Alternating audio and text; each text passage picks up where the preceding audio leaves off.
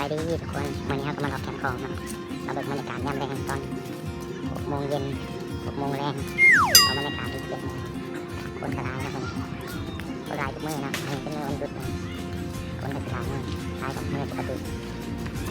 บรรยากาศดีนะครึมๆทางมากินคนขายสายใหม่เราสิต้องไปเบิกขายสายใหม่เบิกเด็กสายใหม่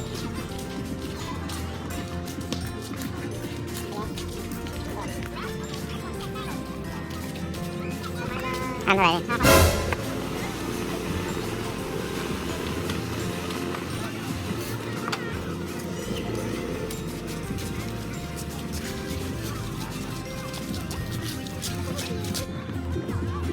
มาเบิ่งการตุกสะดุ้งเนาะแกนของ